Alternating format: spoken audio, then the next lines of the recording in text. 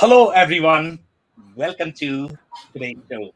And if you're joining for the first time, this is part of our e-commerce series for which we meet every Wednesday at 5:30 p.m. Eastern. We always pick one topic related to e-commerce, and we always have a very exciting panel that is willing to share their insights and wisdom. For today, we are going to be talking about retargeting, and that is going to be really exciting because you can target all the visitors that visited your site. Sometimes that could be a good idea, sometimes it may not be as good. So, we are going to be talking about all of that. But before that, we are going to start with everybody's intros. I am going to start with Ben. Would you like to introduce yourself first?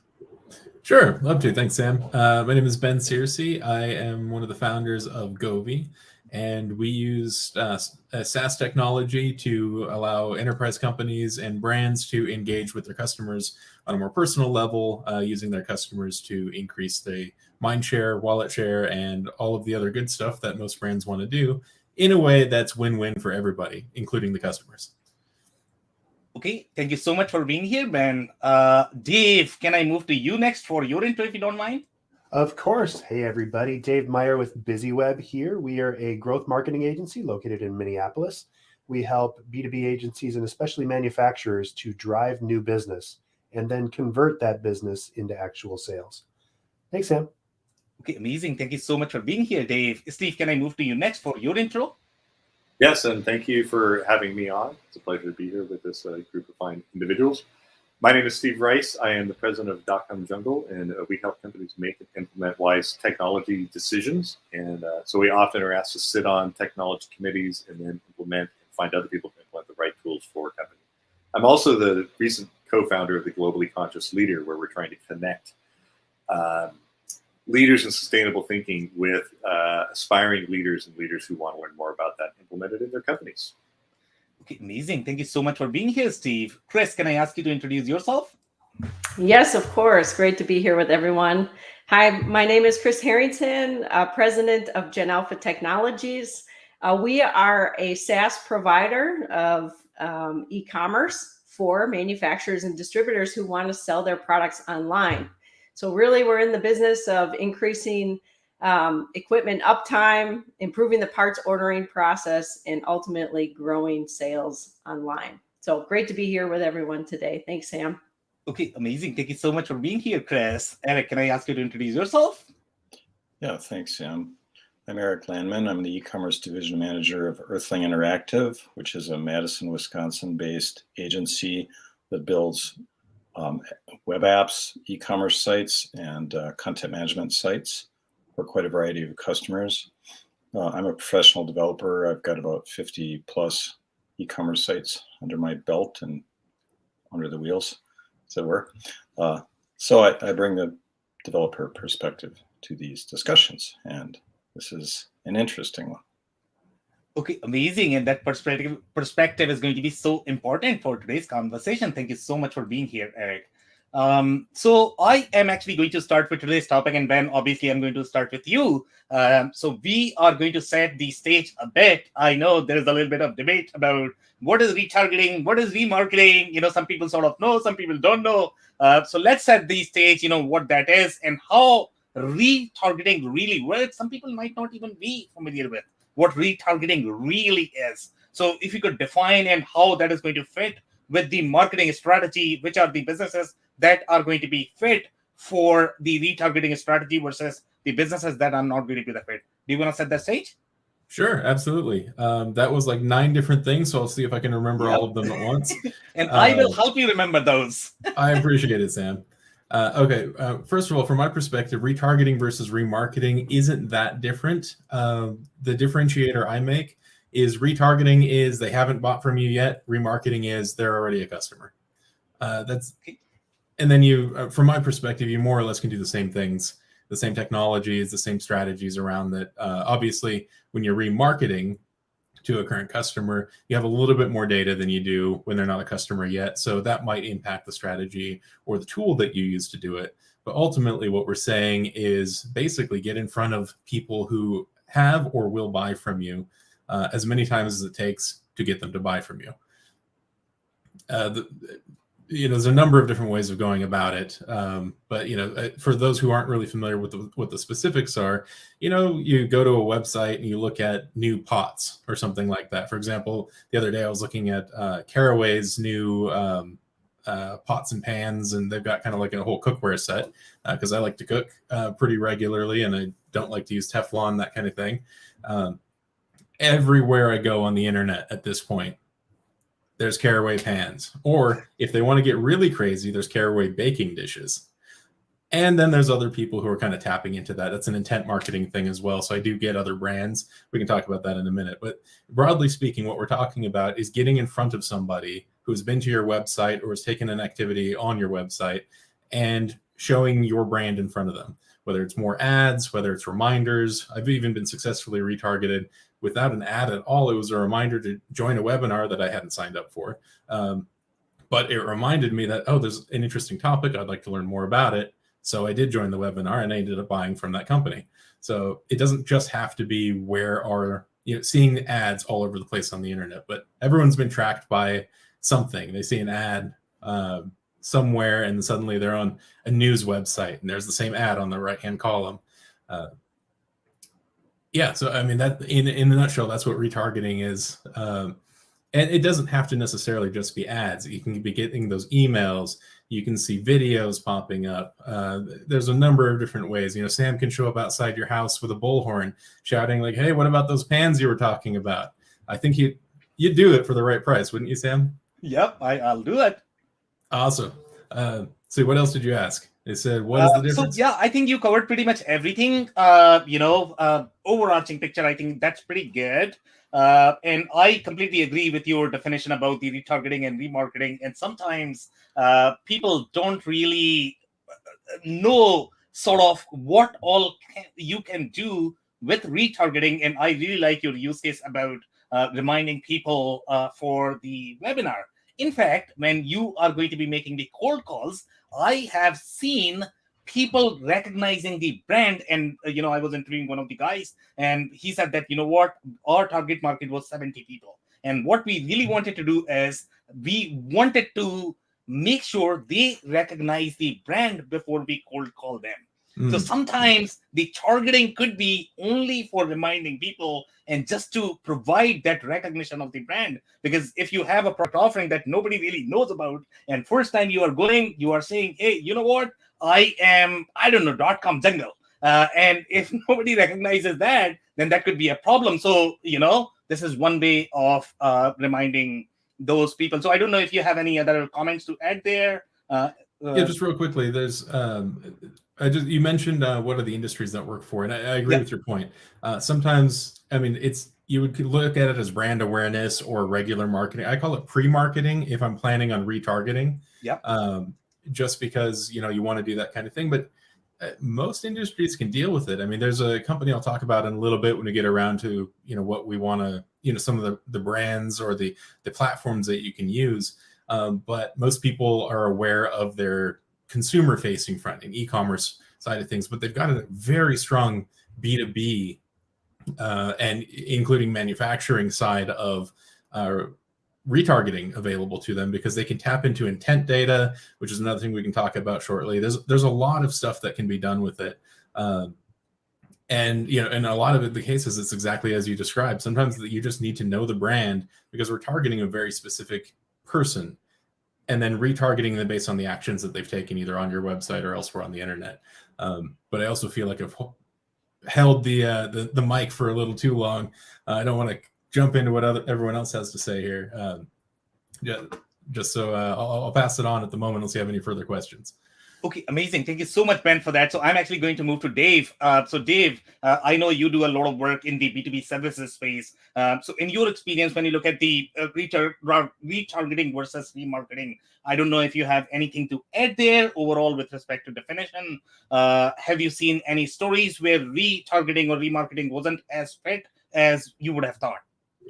Well, it's really important to think about the entire buyer's journey as you're looking at retargeting and remarketing, of course. And key inside of that, of course, is to have the right systems. So if you have a CRM, if you have an automation system that builds this in, your job for, a lot of people think about retargeting and remarketing as driving towards a sale at every point. And yes, ultimately, that's the goal, but not always, especially in B2B, are you going to get people to make a huge purchase decision just by sending them a follow-up or by having it hook back up. You know, a lot of times people think of remarketing and retargeting as, you know, okay, well, I Googled for lawnmowers and then all of a sudden I'm on Popular Mechanics website and that same lawnmower that I clicked on before is showing up again, right?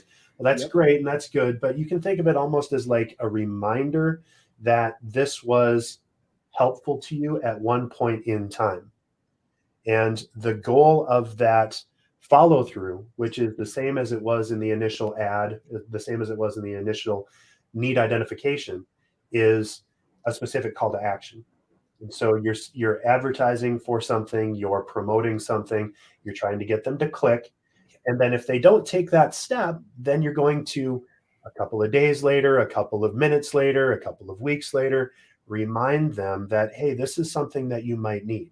And it's especially different in B2B because you're talking about a much more sophisticated sale. Yeah. And so instead, you're just trying to break it down into all of the component parts of that decision-making process. You know, how am I proving that I'm the right solution? And here are some of the reasons that this solution works for our clients, right? So giving them a retarget on here's what we've already done together. You know, Ben, I love the point on, you know, remarketing being if you've already worked with them in the past, right? And in our case, it's probably just that they've responded to us in the past, even if they haven't just bought from us.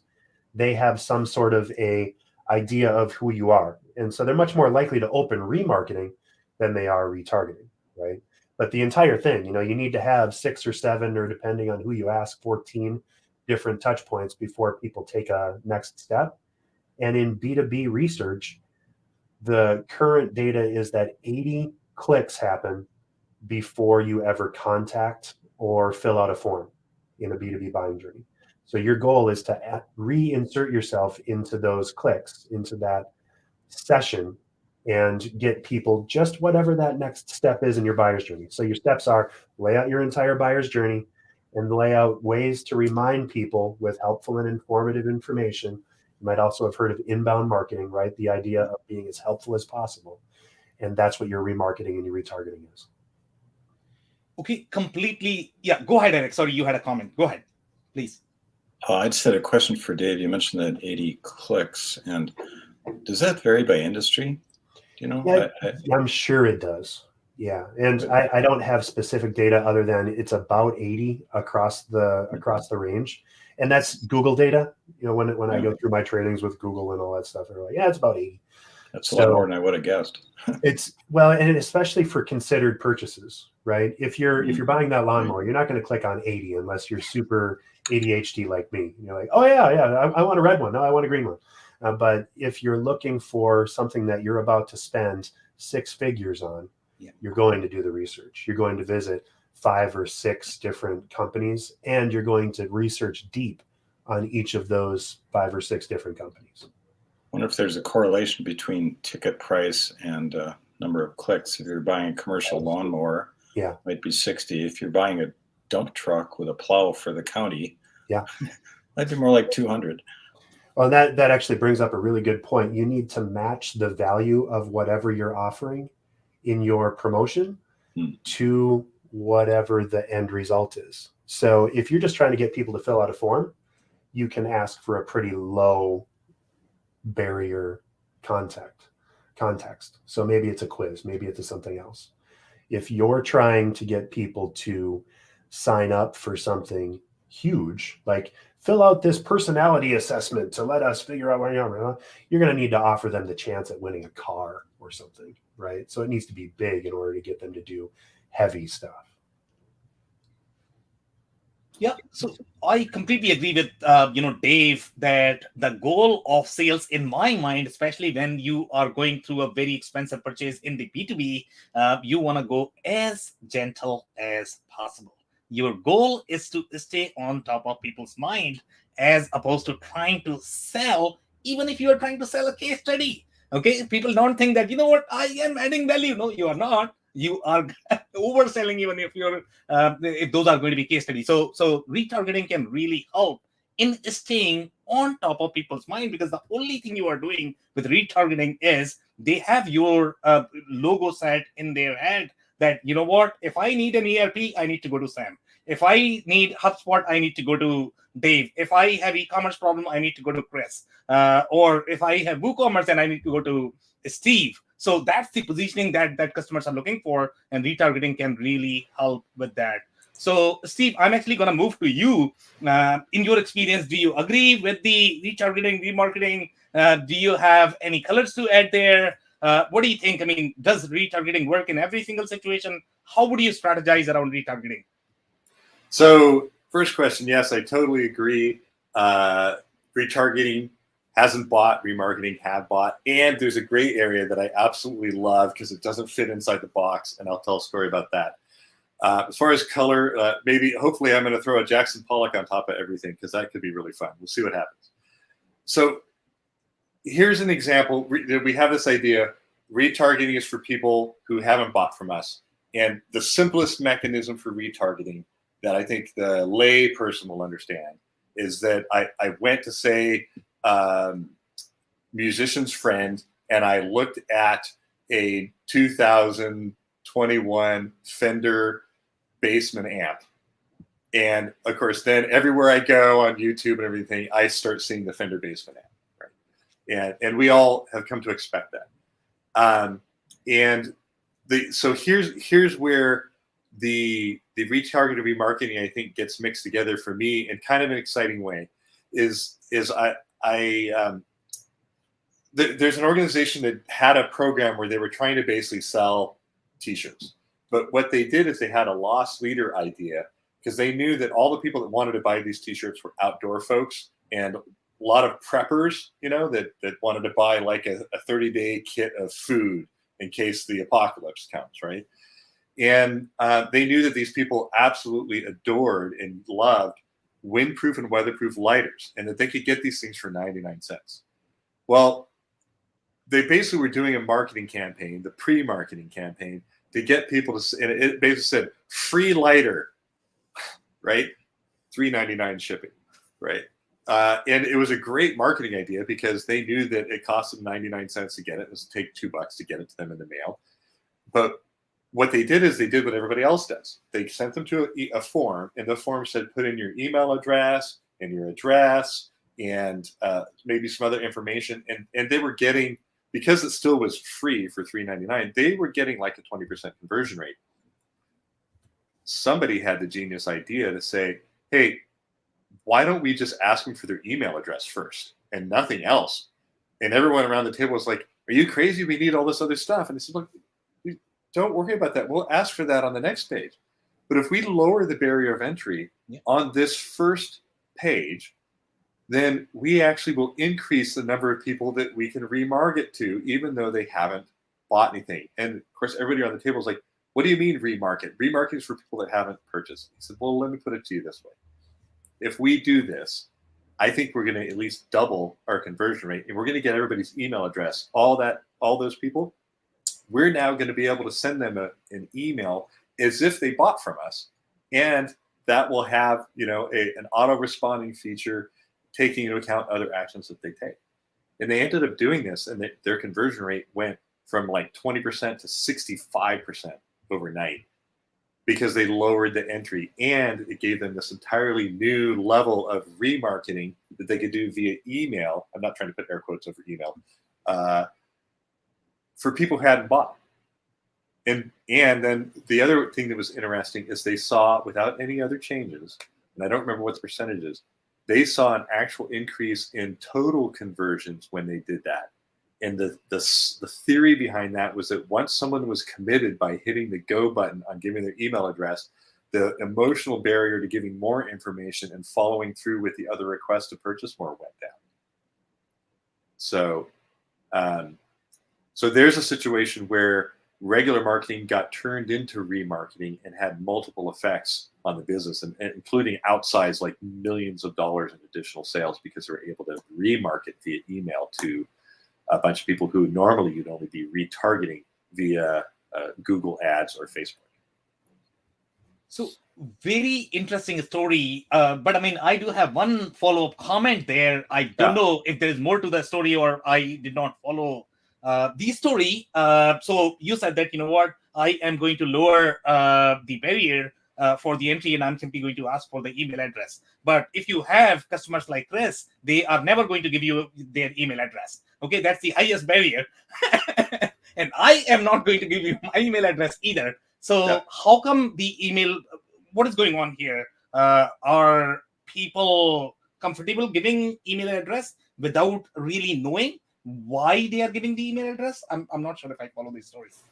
Well, the way I would answer that is people are comfortable giving some information, and they're also more comfortable, and this is statistically proven, they're comfortable giving less information than they are giving more information at any one point in time.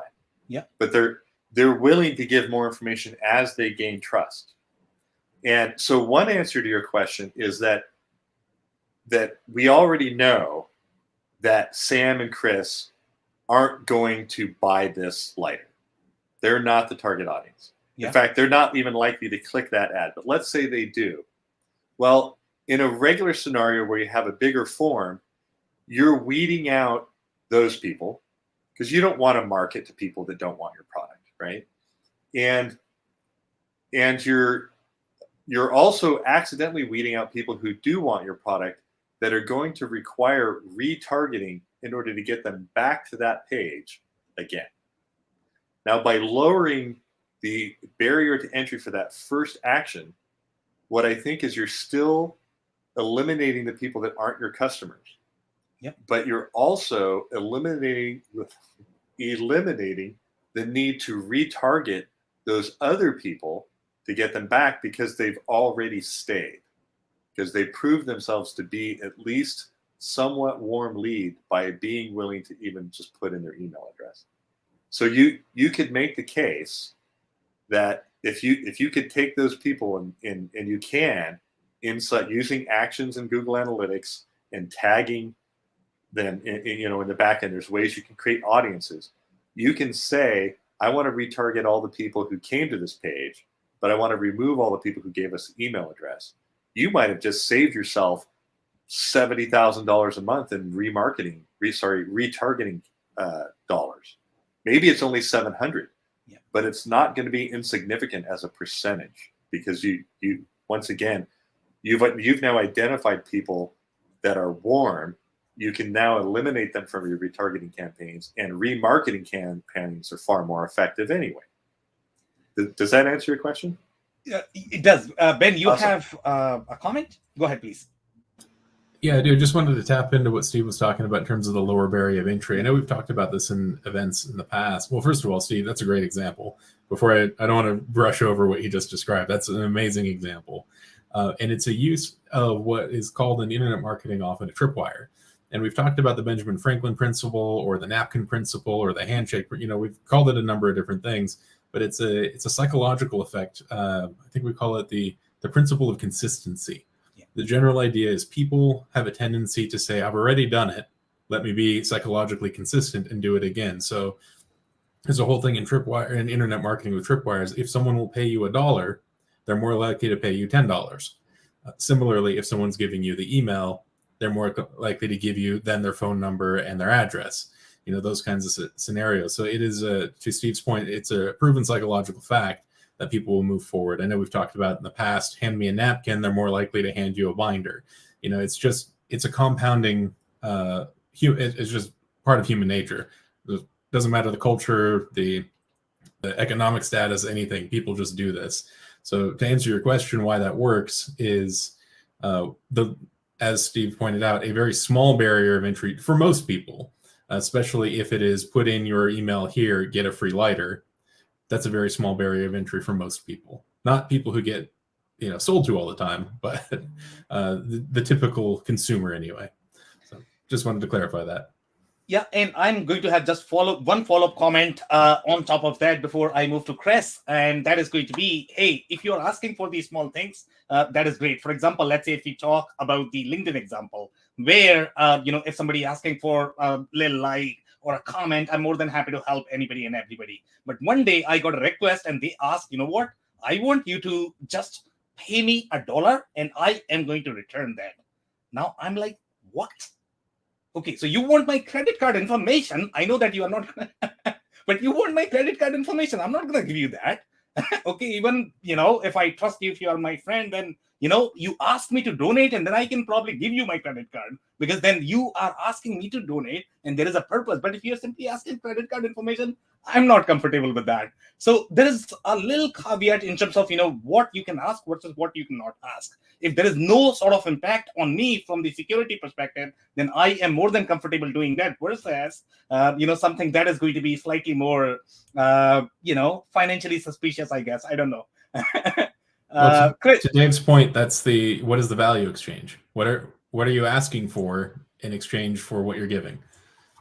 Yeah, and with the example of the lighter, it's extremely high value because the perceived value of this lighter is more like $9.95. Yeah. Right. So they're like, oh, free lighter, $3 shipping, no problem. Right. So people throw their credit card at things like that. The right people. All right, amazing. So, Chris, I'm actually going to move to you, for your commentary. In your space, you are in the big purchase space, and retargeting, remarketing, both are going to be equally effective because you are selling warranties. When you have to sell your equipment, there's going to be a big, retargeting effort because nobody's going to buy as soon as they visit the site. It doesn't work that way in your space. So what has been your experience? Do you see a lot of retargeting, remarketing in your space, the way customers are utilizing the dollars? Or do you not see as much? Yeah, great question.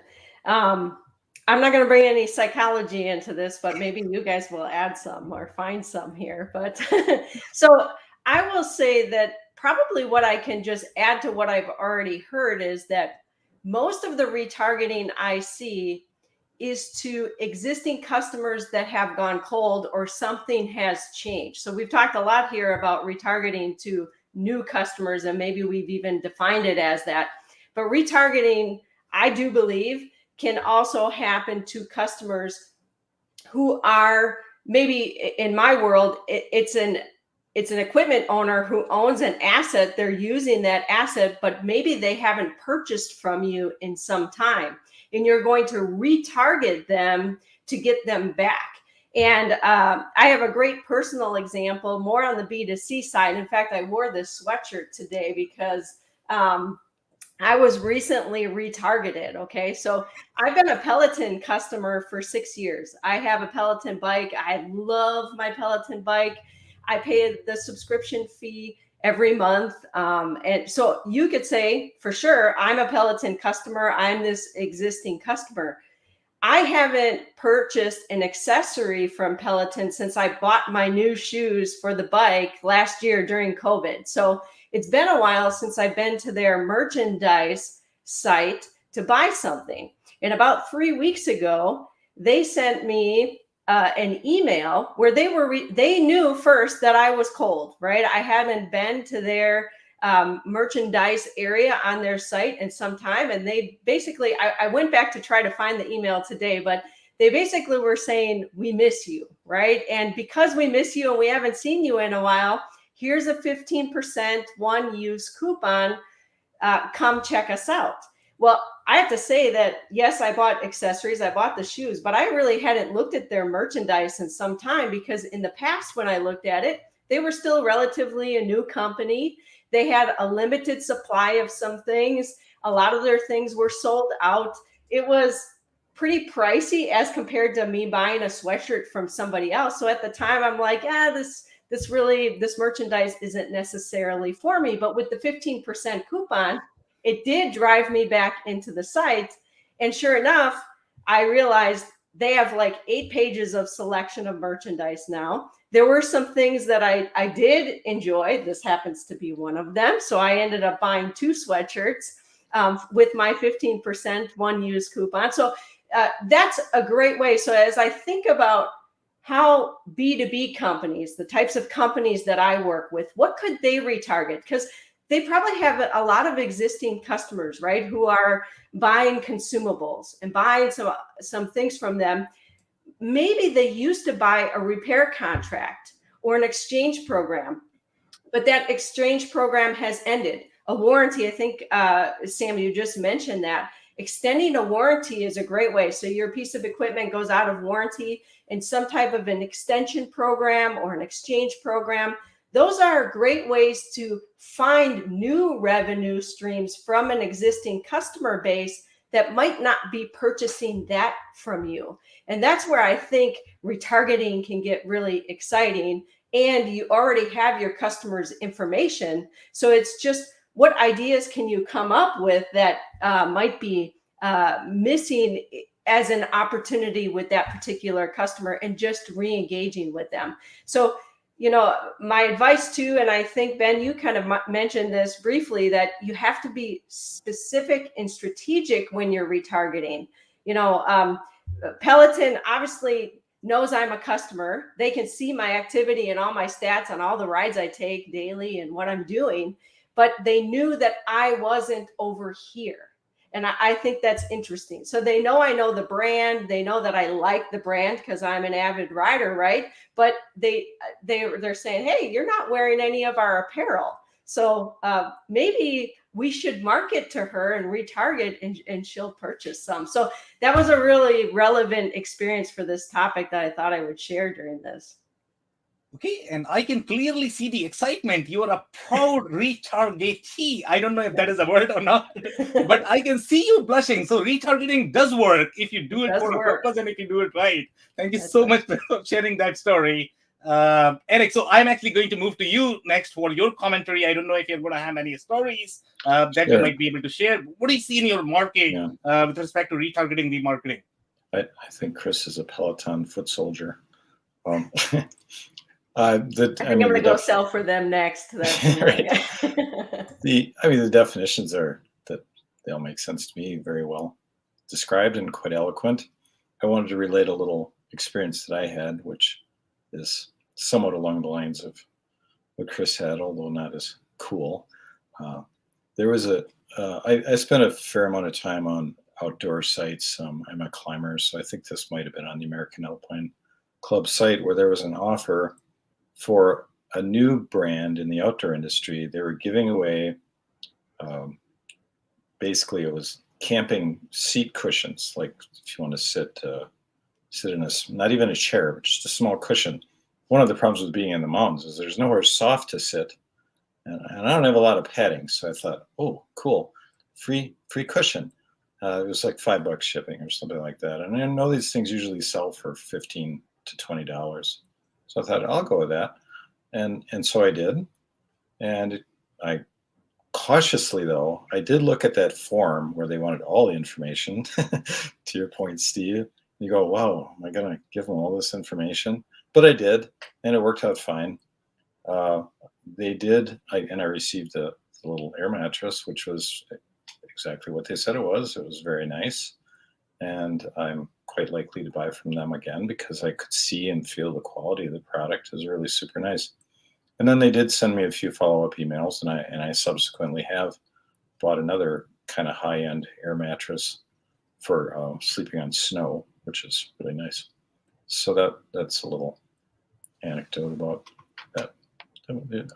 It works, and I don't buy a lot of stuff, so I'm a tough customer. Okay, amazing. Thank you so much for sharing that, Eric. So I guess the next segment is going to be really interesting, and we want to make sure that we are spending some time here. And Ben, I'm actually going to come to you, and this time I'm going to go really easy on you. Maybe I'll ask you, 6 questions. But we are looking at the different retargeting, and I don't know if you're going to have the next segment, so we want to make sure we are covering some of these things because they are super critical. Number one is going to be how many different methods are there as far as retargeting goes, and then obviously these strategies are going to be super important. And I know that there are specific platforms and tools that are available and are there for retargeting. So if you could talk about them and maybe their pros and cons, I'll help you remember those questions, but that's what I'm looking for. Appreciate that. So in terms of types of retargeting, I mean, it kind of depends on how we're defining that. You can look at it like website retargeting versus email retargeting or remarketing. At the moment, I'm using the word interchangeably because now that we've established it, it's going to work either way.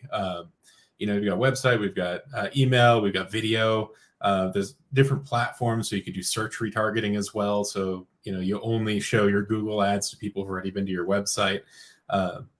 So again, it kind of depends on how we are defining this. There are a lot of platforms that are amazing at it. I've had very good experience using in email targeting or retargeting Klaviyo, because you can do multiple segmentations within Klaviyo based on what someone has done. Actually, before I talk about that, let me jump back to something Dave said, which was it's really important that you have if you're going to do this strategically, it's really important that you have your data lined up. If you have a CRM, you have like a well-built backend on the website. Generally speaking, it either works from a pixel on your website, just like a little cookie that you end up with, or it ties into activity into your CRM. And the CRM, in theory, should be tying back to your e-com side of things. And again, it depends on what we're talking about. So with Klaviyo, I've had a lot of really good experience. I think Steve and I talked about a publishing company we worked with in the past. That was going back to the great. So, Steve really likes science fiction books and Ben really likes romance books. What should we be showing Ben and what should we be showing Steve? I shouldn't be seeing the sci-fi. He shouldn't be seeing the romance, that kind of thing. So that's more on the remarketing side of things, but I'm using that as a point to illustrate that it's really important to have your data structured. You can go as simple as, did they come to website, show them ads again. But you're not going to get a whole lot out of that. It's better to say, did they come to website? And a company called AdRoll, they're the biggest ones in the market that I've used personally. I've used them on the consumer side, and I've also used them on the B2B side. I'll be speaking a little bit more about the B2B element in just a second, but it's really easy within that. They put the pixel on the website and they track. Great. Dave has been to 5 different pages on the website. We would call him an engaged visitor. So show him these ads. Chris has been to 1 page on the website. We can still retarget her, but it's probably going to be a different kind of thing. She's still more in the brand awareness side of things. So again, data is important so you can strategically go about how you want to retarget, who you want to retarget to. Similarly, in the B2B space, you can AdRoll's B2B side of things is called Rollworks. Same company, similar technology. And they can tie into, for example, Salesforce, and you can look at a pipeline stage. Yeah. So anyone at this pipeline stage, show them these ads. To Chris's point, did they fall out? Is it 100%, meaning they've already closed, but it's been more than 6 months? Show them these ads. Have they come into the website, gone to, and again, this is going back to data, it can be anything. Have been to the website, 3 different pages, including, / learn about Ben, and are at 50% pipeline stage. And we have 5 different people in our CRM at that organization, show this ad to them. It can be as strategic as that, or it can be, did they come to the website, show them an ad again. And we've all been talking about very specific cases where we've all been retargeted. I've had the cookware, Eric got the cushion, Chris got the apparel. All of that is because these companies have done a good job of figuring out what someone's actually looking at. When I did it, I spent a lot of time in the B2B space at pipeline stage.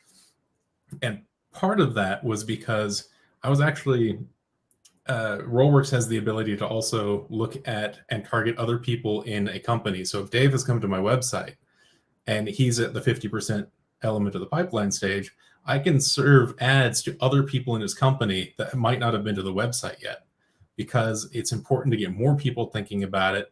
If I can get Sam to be talking to Dave about, bensproduct.com, that reminds Dave. You get more people going on. Maybe I get 3 or 4 different people who've submitted speak to sales or some other activity that I want to figure it out. Then I call Dave and I'm like, look, Steve is on, Eric is on. Let's just get all 3 of us on, or all 4 of you guys on, whatever it is.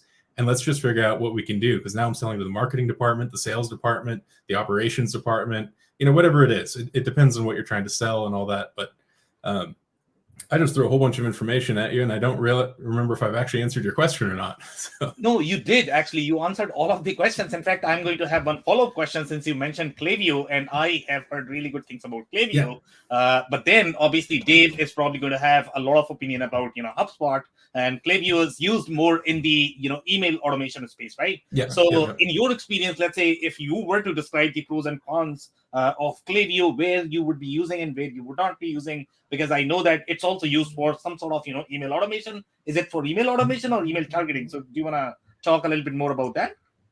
I used it when I was using it the most recently. I was using it for more on the email automation, but the automation was built off of decision trees that we had put together. So going back to the example of whether Steve gets the romance email, to Chris's example, it's very likely that they use Klaviyo for part of that. It ties into the CRM, it ties into the e-commerce element, so they know Chris has done.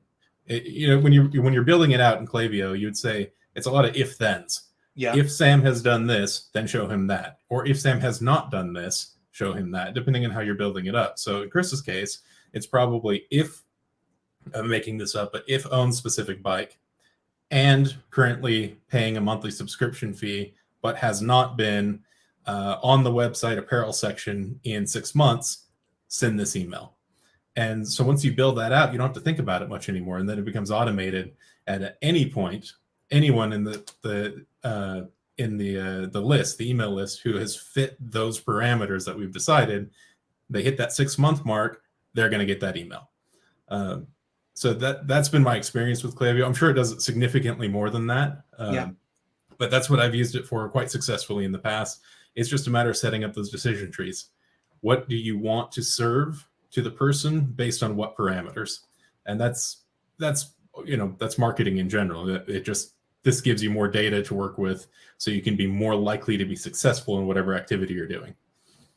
Okay, amazing. Thank you so much, man. So now, Dave, I'm actually going to move to you. And obviously, in my mind, when I think of HubSpot, I was thinking of, this exact purpose. But, Klaviyo is being used by a lot of, at least the consumer-centric organization. At least that's what I feel, because that is very well prevalent in the Shopify ecosystem. And obviously, the Shopify is very well positioned towards some of the B2C companies. They don't go in the B2B market. So from your perspective, I don't know if you're going to have any sort of perspective where HubSpot is going to be fit, where Klaviyo is going to be fit, any other tools, pros and cons, and then, different methods and strategies for retargeting that you see in your customer base.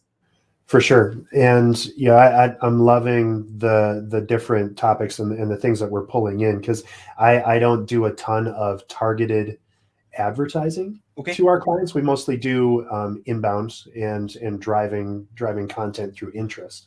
And so this is really, really fun. So, using Rollworks to drive things in would be incredibly effective for some of my clients, and pulling that in and bringing them into what I like to call the choose your own adventure, right? So depending on what stage they are in their pipeline, I can then give them more of specific kinds of data. And what's really interesting, especially with tools like HubSpot, since they've brought out their new CMS or their website builder, I can build an entirely different website for customer X. So if I know that customer X has responded to one of my pipelines, or is moving between pipelines and starting to bring on, she's in one of my specific groups, I can customize that to them and say, here's the thing that I know that you're looking for, and cut out all of the extra stuff that would distract them from the extra options. And another thing that I wanted to back up into is one of the things that Ben talked about explicitly was, targeting other people in the organization. And there's fantastic tools for that inside of most good CRM and other systems. So Salesforce and HubSpot both have ABM, account-based marketing programs and tools. And that's a perfect use of ABM, right? So you identify, here are all of my target accounts, and then you start advertising to those targets as well, to make sure that everybody in a specific role at a specific organization is seeing the same message. And by the way, then I'm also giving them either my custom landing page or my custom entire website, and it just all works together. So it's super, super fun. And the final thing that I wanted to bring up is, as we're talking about these things, the key metric that we're looking for is some explicit action. So for most of us, it's a click.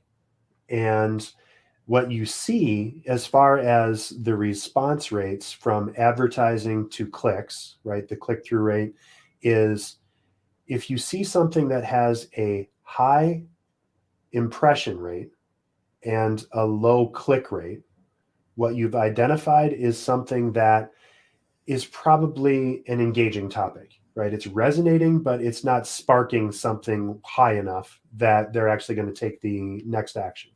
What the problem is with that, or the solution to that problem, is to tweak your content or come up with a more valuable engagement, right? So that's where your remarketing comes in. You can give them a sweeter deal down the road, right? So the box set of romance novels or whatever that might be, right? And then conversely, if you have something that doesn't get a ton of views, but has an incredibly high click rate, then you found yourself a target market, right? So the people that respond to that very limited engagement, I thought I was going to get 10,000 responses, but I only got 100 clicks, but all 100 of those clicks, or let's be realistic and say 80 of those clicks actually resulted in a sale. I want those people on my list, and they're going to be hot customers for remarketing because I know that they're really bought into what I do. So using that data and starting to apply different ideas as to how to creatively use what the results are to make better decisions is where all this stuff comes in. So that's my thing. I use HubSpot for all this stuff, and HubSpot does remarketing. It does advertising inside of it. And that's the only tool that I use right now. So this is why I'm so delighted to have Ben and the rest of the panel on, because you guys teach me stuff all the time. It's nice. Okay, amazing. Thank you so much, Dave, for that. And now I'm actually going to move to Steve. And guys, if you at any time you have a compelling story, you PM me. I am actually going to give you mic because you know that I love stories. So Steve actually PM'd me, and Steve has a story. So obviously you are going to share the story. But what I am really interested in knowing is going to be if you have seen any sort of retargeting methods, any sort of strategies for retargeting, any tools that you have seen in the for retargeting and their pros and cons after you are done with your story. Okay. Well, I think this story is going to be about strategy, and it can be applied with all the tools that Ben listed, right? And this is a pure retargeting story. And so we were working with a client who they wanted to figure out, the question was, does retargeting work? So then the next question was, well, what's the measurement of whether it works or not? And they had run some campaigns for retargeting that went back to their website, and they weren't especially of interest. It wasn't like they spent $10,000 and got 100,000 in sales. It was more like they spent 10 and got 5. But there was still this question of, well, what other value are we getting out of this? So what we did, we suggested, look, let's do a test. We picked the state of Georgia because they actually had a pretty high density of shops per capita in Georgia. Don't know why. And we decided we're going to do a retargeting campaign to Georgia. So they went to their Georgia vendors, so this is a manufacturer, and they said, okay, we want to do this retargeting campaign in your state. What are you worried about? Of course, the first thing they were worried about is, well, you're going to take sales. You're going to take people that are looking for your product, and you're going to take them and sell it on your website, and we're not going to make any money off it. And they said, okay, that's completely legitimate. But what if we could figure out a way to use this retargeting as a branding play so that we could get people to be aware of our product more often so that they would come in to your store? And then the question was, well, how are you going to do that?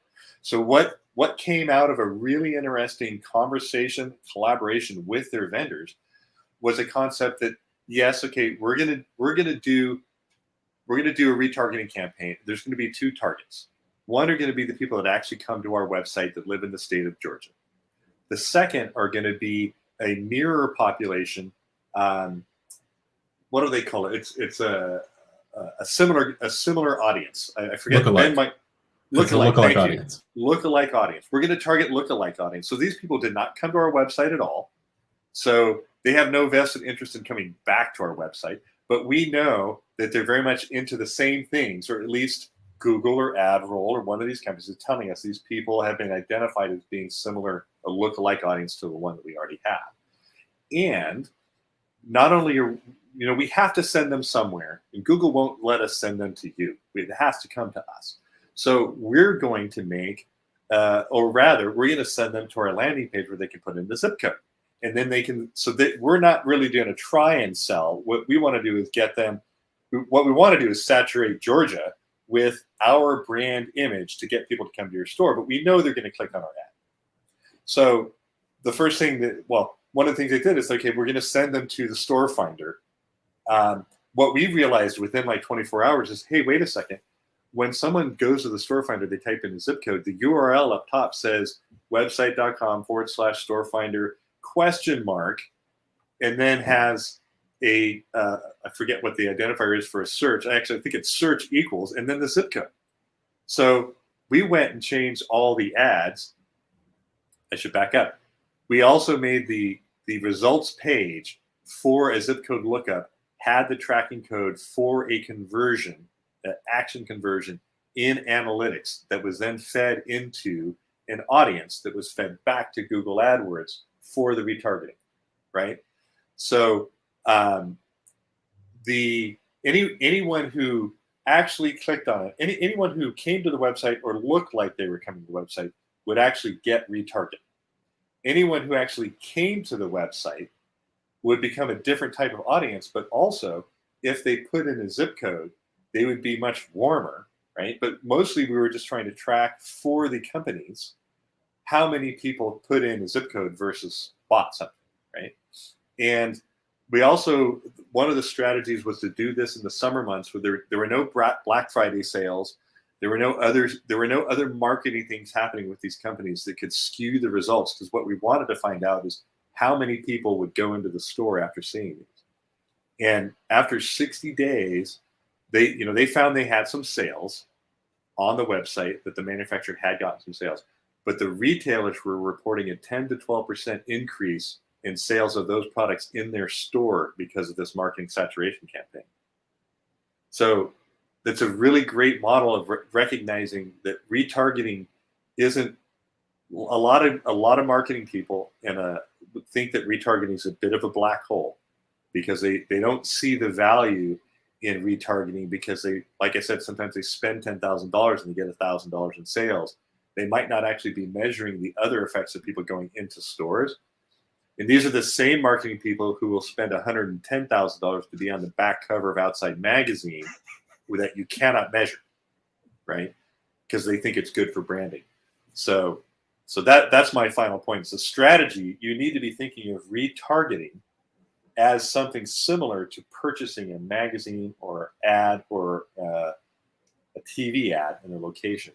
And if you can figure out how to measure it in this little way that we did, that was just an experiment to find out what the answer might be, so we can make more decisions. So like Ben said, it's all about data and analytics. Okay, amazing. Thank you so much, Steve. So Chris, I'm actually going to come to you. So you know what I'm looking for: methods, strategies, tools, and their pros and cons. Yeah, the one thing we haven't talked about much here is abandoned cart retargeting. Yeah. So maybe just a very well-known strategy for those that have e-commerce. Those people that have looked at something, they've put it in their cart, that typically tells you there's an interest or a need, one or the other. And if they didn't purchase it, you can use email marketing for retargeting anything that was left in the cart. So that's one that's obvious. I have to say, on the B2B side, while I do believe retargeting works, I don't think there's enough of it being done today. So there aren't a lot of strategies that I can report on that our customers are using. I know, when we talk about utilizing data to ensure that we are targeting customers with specific strategies, something that Dave said earlier, it is true in our world too, that sometimes you'll have a customer come and they are always doing this one thing that you want them to do. In our world, that could be that when a customer comes to an e-commerce site, every time they search for something, they buy it. Okay. So you know that something brings value to your customer base, and it must be at the right value point for them to make a decision. So now you can look at your customer base and say, who isn't searching and buying that thing? So you can look at the opposite behavior and say, hey, all the customers that search this thing, they end up buying it. So apparently people love this thing that we do. Maybe some people don't know we do that thing. So how can we can target them with this thing that everybody else loves? And that's a great way that I've seen strategies on the B2B side to open the mind of additional products that could be sold. Okay, amazing. Thank you so much, Chris. So Eric, I'm actually going to come to you, and I am looking for if you have any comments around the methods, strategies, any tools that you have seen, pros and cons. I do, yeah. We've got a customer that sells to primarily facilities managers and architects and planners. They sell commercial quality outdoor furniture, so benches, planters, things like that. And a lot of it can be customized with special colors. They got some fancy designs, so it's pretty high-end stuff. They use a number of pieces to lure in and attract and manage their customers. They do some retargeting, but some of the other pieces are they have a quotation system, because a lot of these people that they're dealing with are architects, and they may want some pricing, some fixed pricing that's good for, say, 4 months to stick into a proposal. May or may not turn into a sale, depending upon if they get the project or they don't get the project. So that's an easy one, because that goes straight into their CRM. In this case, their CRM is HubSpot. But they also have, and they've found a lot of traffic from a chat system where they can talk directly to a sales rep and get some fine-grained information that they may be looking for immediately. That also goes into HubSpot as a different form of contact. So those two streams can be tied into one person or organization on HubSpot, and then they can do their, and they do their retargeting from that particular platform. Another one of my customers, just briefly, is more in the B2B space, so that's much more higher value projects, be say $5,000 to $75,000. They use SharpSpring, and it's much more of a high touch kind of situation where we get a lot of information.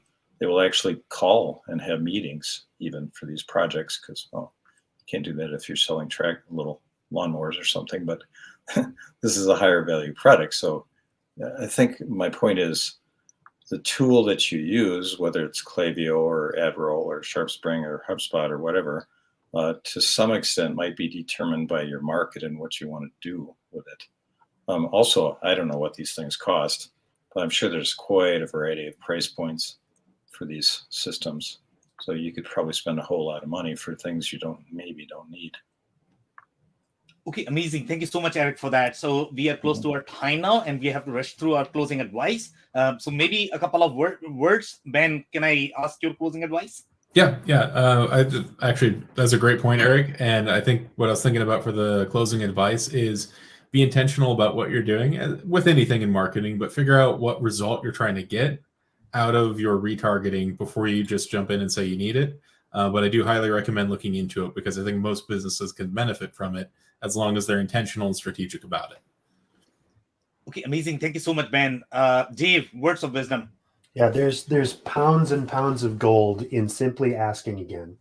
So remarketing, the idea of coming back in and adding a little bit more value, maybe sweetening the pot a little bit by offering a little bit more to get them back in, whether it's branding, whether it's coming back for more. You need to ask more than once. And if you just go up and say, hey, you want something? And then you leave, well, you're not giving people the opportunity to work with you. So don't be afraid to ask again. Okay, amazing. Thank you so much, Dave. Steve, few words, not sentences. Mm-hmm.